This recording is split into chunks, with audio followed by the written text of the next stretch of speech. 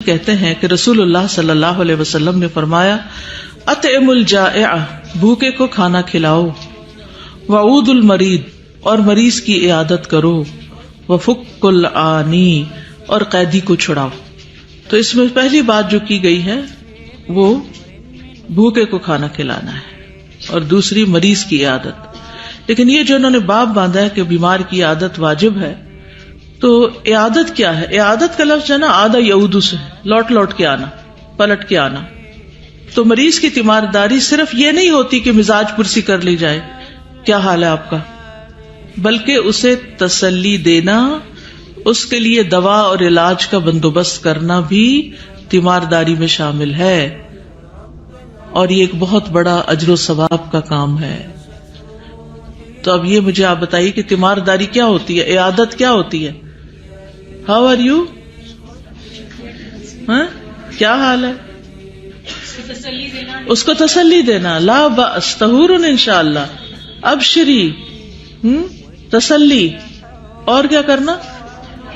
اس کی دوا کا بندوبست کرنا، اسے ڈاکٹر کے پاس لے جانا یا ڈاکٹر کو اس کے پاس لے آنا، یہ بہت بڑے اجر کے کام ہیں۔ یس، اس کو دم کرنا، اس کو پازیٹو کرنا، اس کو خوش کر دینا۔ حقیقت یہ ہے کہ بیمار کی تیمارداری فرض نہیں ہے، یعنی فرض کے درجے میں نہیں کہ اگر کوئی نہ کرے تو گناہگار ہوگا، لیکن بہرحال یہ ایک بہت تاکیدی حکم ہے، فرض کفایہ اس کو کہہ سکتے ہیں، فرض عین نہیں بلکہ فرض کفایہ ہے۔ لیکن اگر بیمار پرسی نہ کرنے کی وجہ سے قطع تعلق ہی ہوتی ہو تو اس صورت میں پھر فرض عین بھی ہو جاتا ہے۔ جیسے گھر میں ماں باپ ہیں یا اور جن کی ہم پر ذمہ داری ہے، یعنی گھر میں اگر کوئی بیمار ہے، بوڑھا ہے، بزرگ ہے یا بچہ ہے اور وہ اپنا خیال خود نہیں رکھ سکتا، تو اس صورت میں تو پھر لازم ہو جاتا ہے، پھر فرض عین ہو جاتا ہے کہ آپ اس کی کیئر کریں۔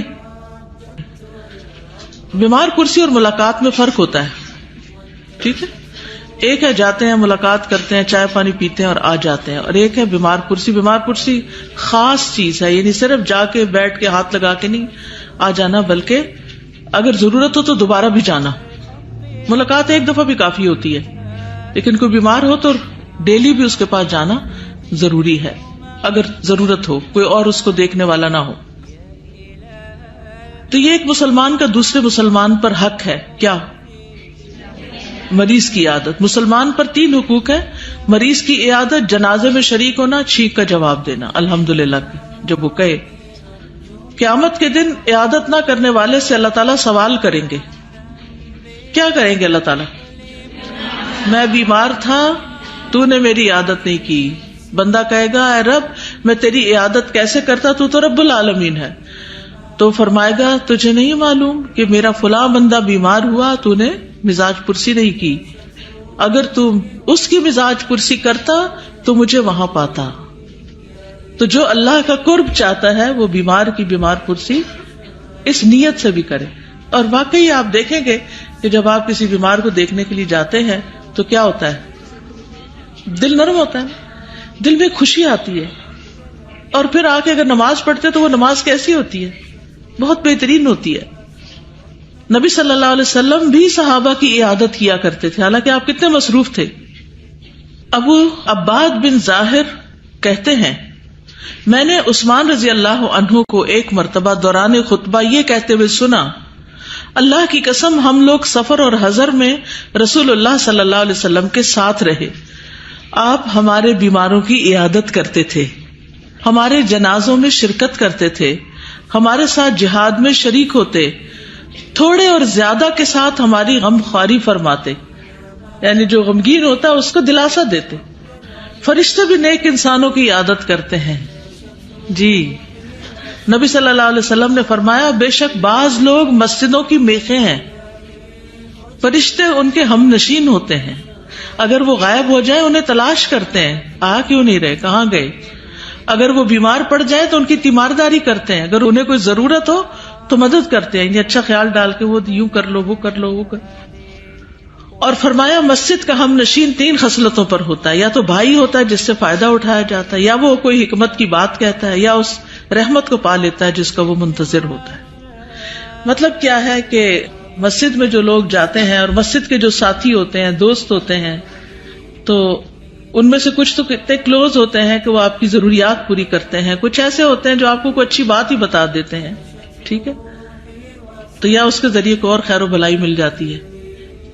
تو اب ہم مسجد تو نہیں جاتے، لیکن یہاں بھی محض خالصتاً اللہ کی رضا کے لیے آتے ہیں، دین سیکھنے کے لیے آتے ہیں.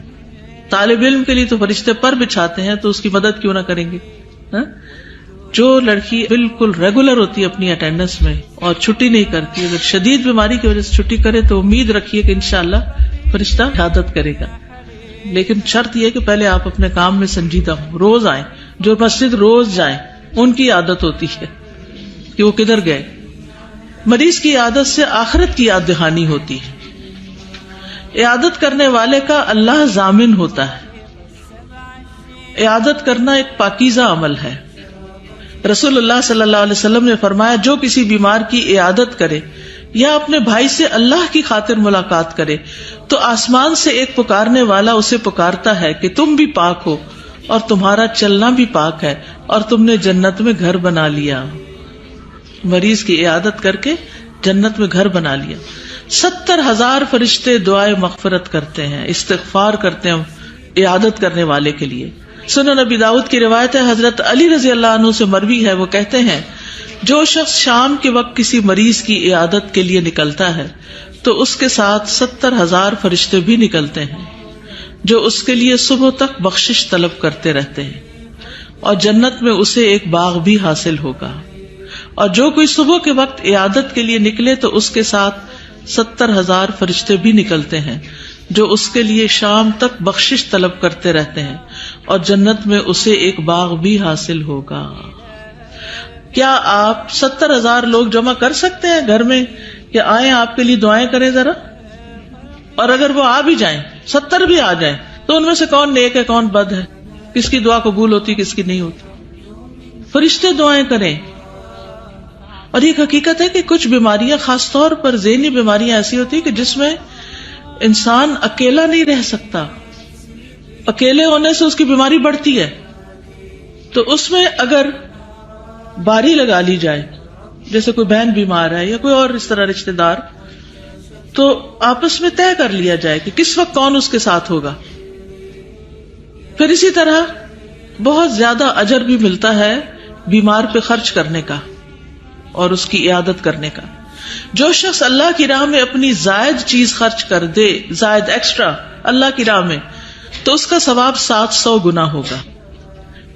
قرآن میں بھی اس کے بارے میں آیت آتی ہے نا، مثل الذین ينفقون اموالهم فی سبیل اللہ کمثل حبۃ انبتت 7 سنابل فی کل سنبلۃ 100 حبۃ واللہ یضاعف لمن یشاء. تو ایک دانہ کیا ہوگا 700 بن گیا. فی سبیل اللہ، اللہ کے راستے میں مال خرچ کرنے کا ثواب ہے.